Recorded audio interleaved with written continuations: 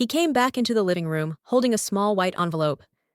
Everyone else was still laughing outside, admiring the SUV in the snow, the red bow glowing under the Christmas lights. The music was playing, the fire was crackling, and my father looked straight at me, calm, deliberate. "This is for you," Douglas said, placing the envelope into my hand. I opened it. Inside were 2 $1 bills. "Christmas," he added coldly, "is about remembering the value of money." For a moment, the room didn't exist. No lights, no tree, no music, just the weight of those $2 sitting in my palm like a verdict. That was the moment everything ended. Now let me take you back a few minutes earlier, before the applause, before the snow-covered driveway, before I understood exactly who I was to my own family. It was Christmas Eve in Pine Hollow, Colorado, the kind of postcard-perfect suburban town people imagine when they think of the holidays. Our house was fully lit, roof lines glowing, wreaths on every window, a 12-foot tree stretching toward the ceiling. Bing Crosby hummed softly from the speakers. Outside, snow fell thick and quiet, the kind that makes everything look peaceful, even lies. I stood near the back of the living room, like I always did. I'm Natalie Brooks. I'm 35 years old. And for more than a decade, I've been the invisible infrastructure of this family. I paid the bills, filed the taxes, managed the insurance, balanced accounts, handled paperwork for properties I didn't own and money I never touched. I was reliable, silent, useful, and never celebrated. When my half-sister Avery was called outside, the whole house followed. My father's voice boomed with excitement as he guided her onto the driveway. "There it is," he announced. Under the falling snow sat a brand new luxury SUV, spotless, perfect, wrapped in a massive red Christmas bow. Avery screamed, she cried, she hugged him. My stepmother clapped with her hands to her chest like this was a miracle. Phones came out, photos were taken, neighbors peeked through curtains. "Merry Christmas, sweetheart," my father said proudly. I stood at the doorway, watching the scene like it was happening to strangers. No one looked back at me. When everyone finally drifted inside again, buzzing with excitement, that's when Douglas turned to me. No smile, no warmth, just that envelope. $2. I didn't say anything. I didn't argue. I didn't cry. I folded the bills once, then twice, and slipped them back into the envelope. Later that night, after midnight prayers and too much wine, the house went quiet.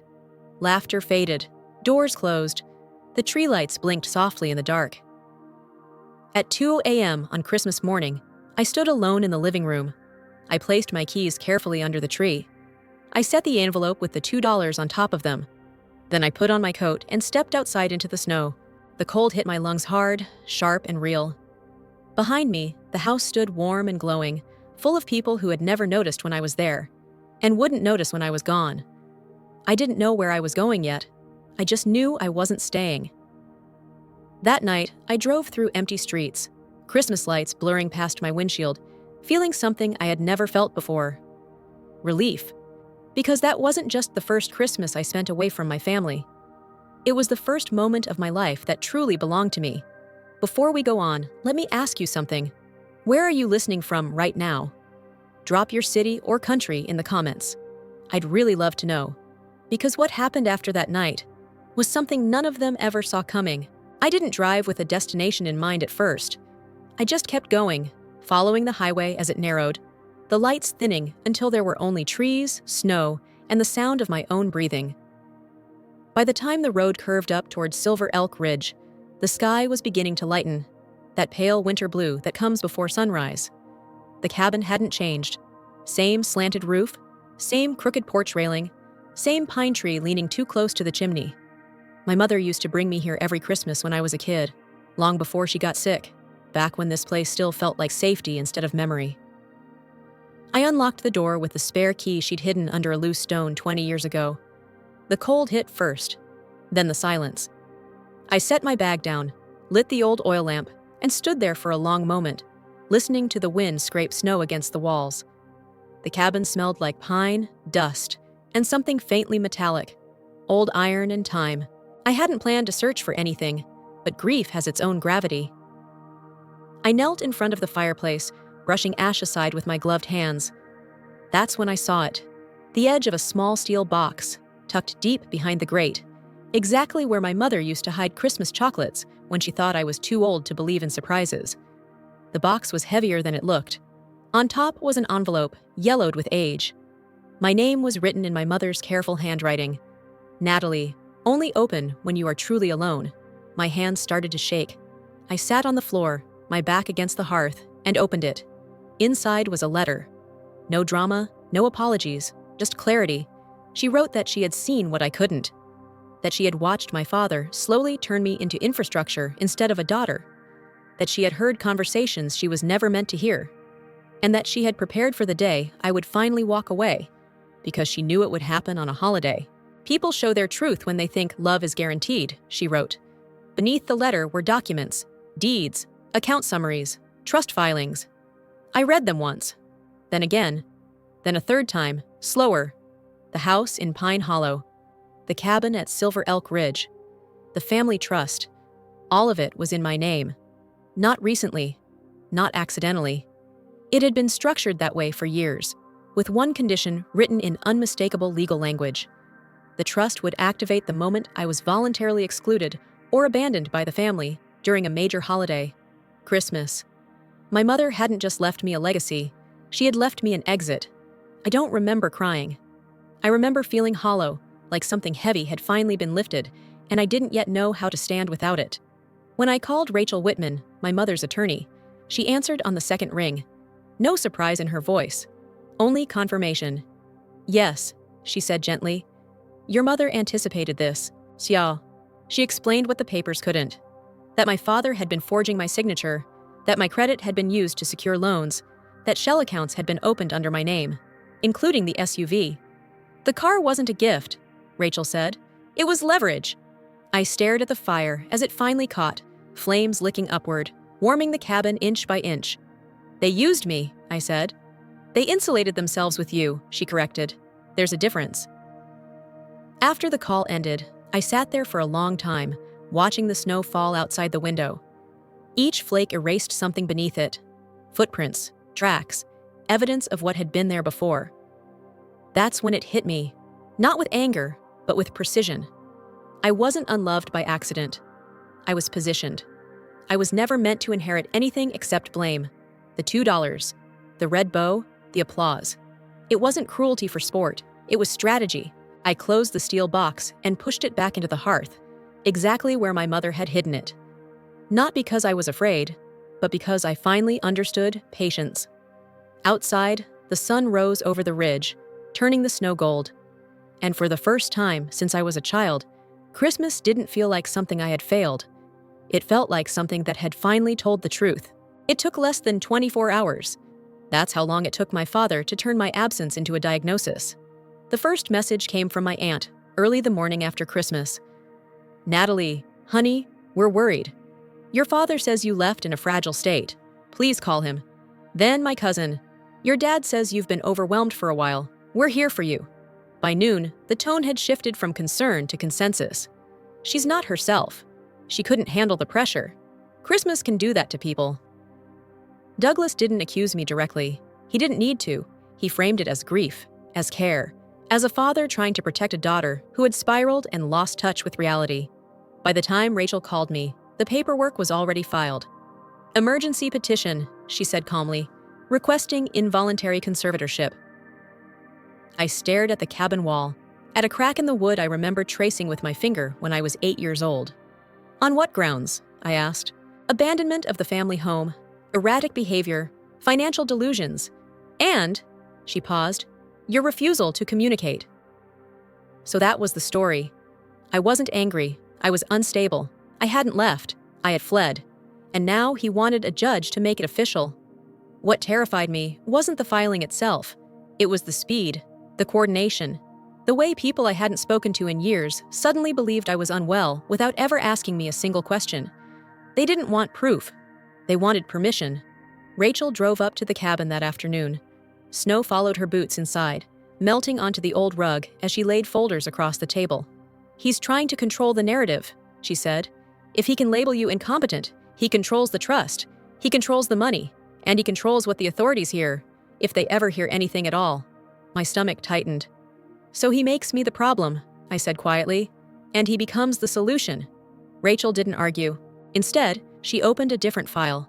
These, she said, are your mother's safeguards. Inside were medical evaluations, independent neurological assessments, dates, signatures, credentials. Every report stated the same thing. Margaret Brooks was of sound mind, fully lucid, and acting voluntarily when she structured the trust. She anticipated this exact attack, Rachel said. The claim that she was confused, manipulated, pressured by you. I swallowed. And the recordings? I asked. She looked at me carefully. Are you sure you want to hear them today? I nodded. The first audio clip was short, ordinary, almost casual. My father's voice, my sister's laugh. If the IRS ever looks too close, Avery said, she'll go down first. She has to, Douglas replied. That's why everything's in her name. I felt something inside me go very still. They weren't reacting to my leaving. They had prepared for it. Rachel stopped the recording before it finished. This stays sealed for now, she said, but it proves intent, and it proves this conservatorship petition is not about your health. It's about insulation. I stood and walked to the window. Snow blurred the trees into a single white mass. They're telling everyone I'm unstable, I said. Soon enough, no one will listen to anything I say. That's the point, Rachel replied.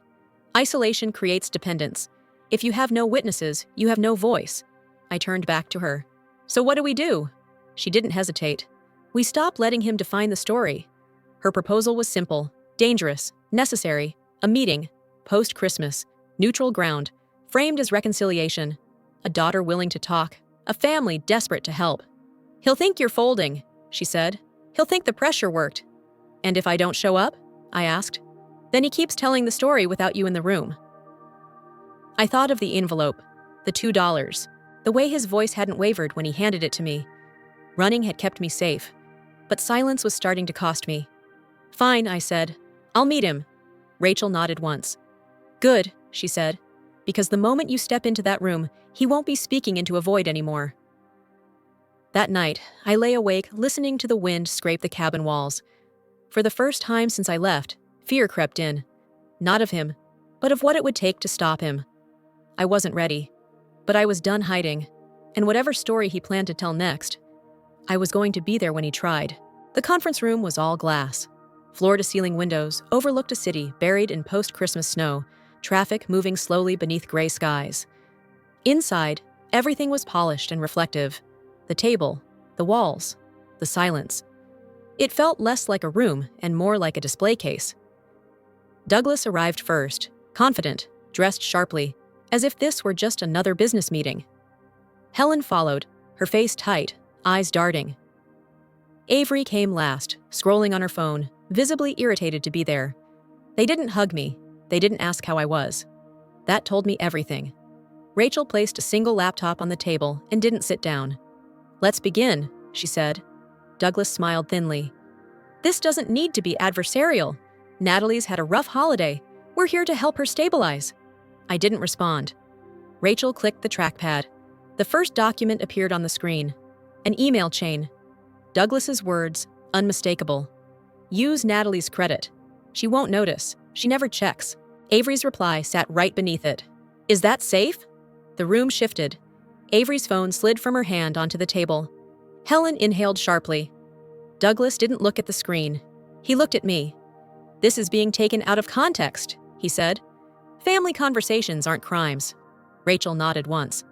Then let's add context. She pulled out the loan application for the SUV. My name, my forged signature, the approval stamp. This vehicle, she said calmly, was secured using Natalie's identity, without consent. Douglas leaned back. I'm her father, she agreed verbally. I finally spoke. I didn't. My voice didn't shake. That surprised even me. Douglas's jaw tightened. You're confused. You've been under stress. Rachel didn't miss a beat. She slid a final document forward. Account freeze notice. All accounts linked to your social security number were frozen this morning, she said.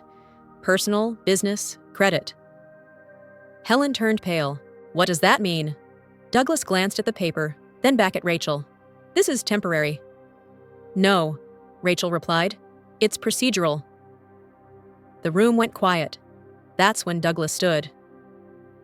"You think you're winning," he said to me. "But I can end your career with one phone call. I know people. I will make you unemployable." I looked at him. "I already reported the fraud," I said, "before Christmas." He froze. "My company put me on protected leave," I continued. "Their legal team is cooperating." The power drained from his face, not all at once, but enough. His phone buzzed on the table. He ignored it. Then it buzzed again. Rachel's phone rang at the same time. She answered on speaker. "This is First National," the voice said.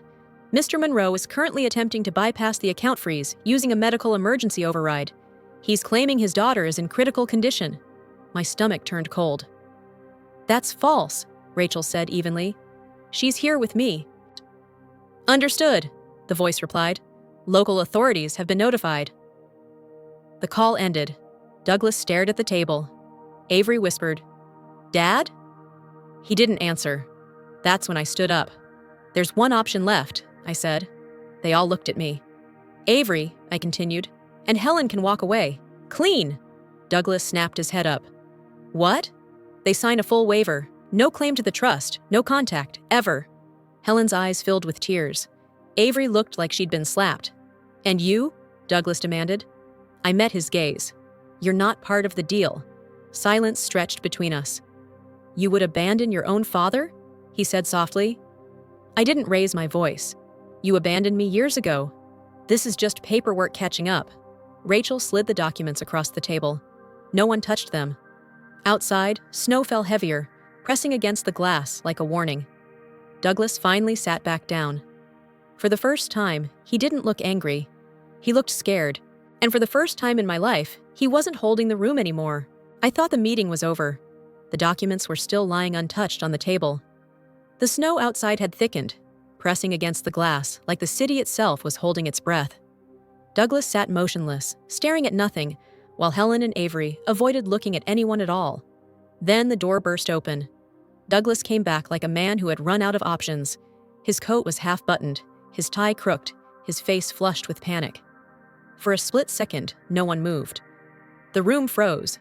Not in fear, but in shock. I had never seen him like this. Not controlled, not calculating, just desperate. "You can't do this," he shouted, stepping forward. "You think you can erase me? I built this family." Rachel didn't flinch. She reached calmly for the laptop. "Mr. Monroe," she said, "please don't make this worse." He ignored her. His eyes locked onto me. "You owe me," he said, voice cracking. "Everything you have came from me." I didn't answer. Instead, Rachel pressed play. The recording filled the room, clear, unmistakable, Douglas's voice. Years earlier, calm, confident. "She signs whatever I put in front of her. When this collapses, we say she cracked under pressure. The grieving father always wins." Avery gasped. Helen covered her mouth. Douglas froze mid-step. The words kept coming, piling on top of each other, stripping away the last of his defenses. Every sentence exposed the truth I had lived inside for years, that I wasn't loved, I was positioned, protected only so long as I was useful. When the recording ended, the silence was unbearable. Then came the sound of boots in the hallway, security, then police. "Mr. Douglas Monroe," an officer said firmly, "you need to put your hands behind your back." Douglas spun toward me, rage and terror colliding in his eyes. "You did this," he hissed. I stood up, slowly, steadily. "No," I said. "You did this the moment you decided I was disposable." The handcuffs clicked shut. That sound, sharp, final, cut through the room louder than any Christmas bell I had ever heard. It echoed in my chest, in my bones, in every memory I had spent shrinking myself to survive. As they led him away, Douglas twisted back one last time. "I gave you a life," he said bitterly. I met his gaze. "You gave me a role," I replied. "I'm done playing it." The door closed behind him. Helen and Avery sat frozen, smaller somehow, like the house had collapsed and left them standing in the rubble. They didn't speak. They didn't need to. The control they had relied on was gone. Rachel quietly gathered the papers. "It's finished," she said. I nodded, but I didn't feel triumphant. I felt light, empty in the best possible way. I stepped outside alone. The city was quiet, streets softened by snow, Christmas lights reflecting in shop windows like stars scattered across glass. My breath fogged in the cold air as I pulled my coat tighter around me. For the first time in my life, I wasn't going somewhere because I was needed. I was going because I chose to. I walked down the sidewalk, letting the snow fall onto my hair, my shoulders, my face. Every step felt like a promise to myself. This was my first Christmas without a family, and my first Christmas with freedom. If you've listened to this story from beginning to end, thank you. I truly wish you a peaceful, warm, and gentle Christmas wherever you are in the world.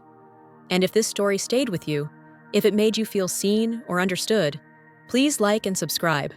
There are many more women with stories like this, stories of courage, quiet strength, and choosing themselves, and I'd love to share them with you. Merry Christmas.